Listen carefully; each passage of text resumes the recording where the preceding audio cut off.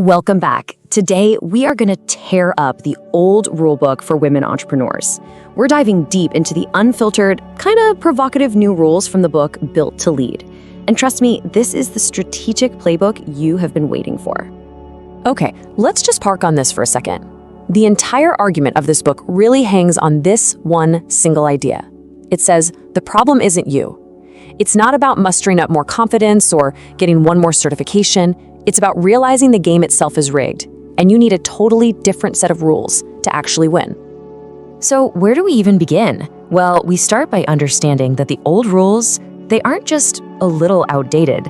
They are fundamentally lies. Lies designed to keep you playing small.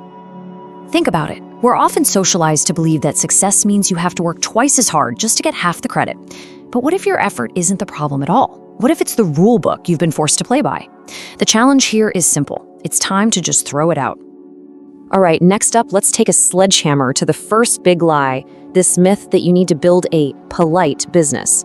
You know the one that never offends anyone and always accommodates. What's so powerful here is how it shows the direct financial cost of being likable. On one side, you've got the people pleaser, giving discounts, letting clients walk all over their boundaries. And on the other, you have a leader who commands premium rates and protects their revenue because they're not building a friendly hobby, they're building a revolution. And this number right here just drives the point home.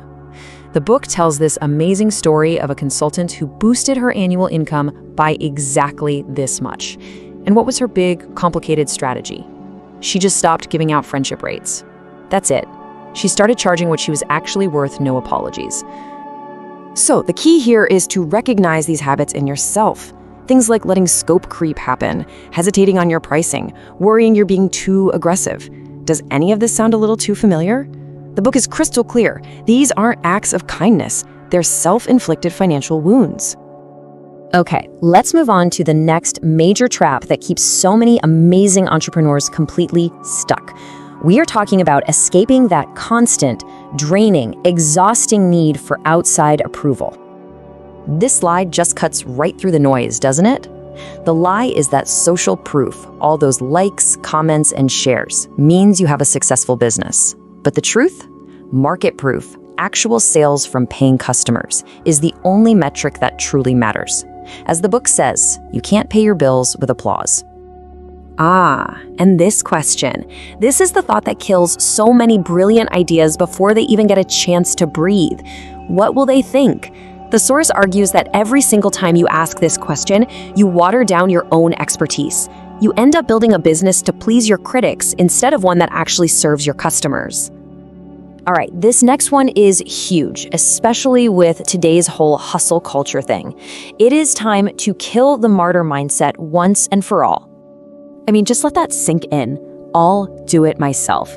We've been taught to think of this as a sign of strength, of dedication, right? But this book just flips that completely on its head. Every single task you refuse to delegate is revenue you are actively choosing not to generate.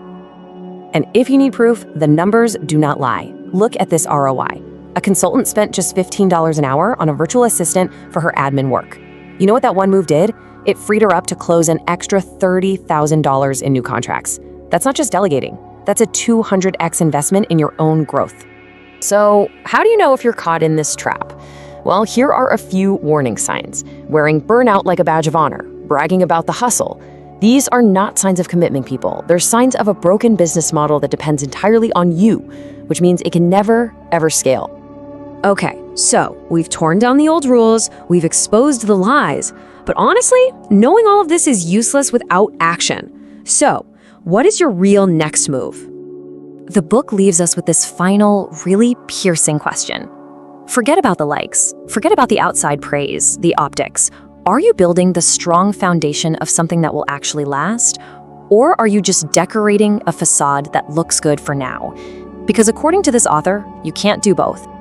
So the message is simple, it's direct, and it's so powerful. The theory part is over. Now, go build. And to help you do exactly that, we've put together some absolutely incredible free resources inspired by these very ideas. We're talking a women empowerment business ideas guide, practical personal development tools, and real strategies for financial independence. The link is right there in the description. They're your first step to start building today. Building is always better when you do it together. If any of this resonated with you, subscribe for more strategies on personal growth and women's empowerment every single week. And join our WhatsApp community. You can connect with thousands of other women building their dreams right now. Your likes, shares, and comments, especially letting us know which city you're tuning in from, help us empower more women across the globe. Now, go click that link in the description, get your free guides, and let's get building.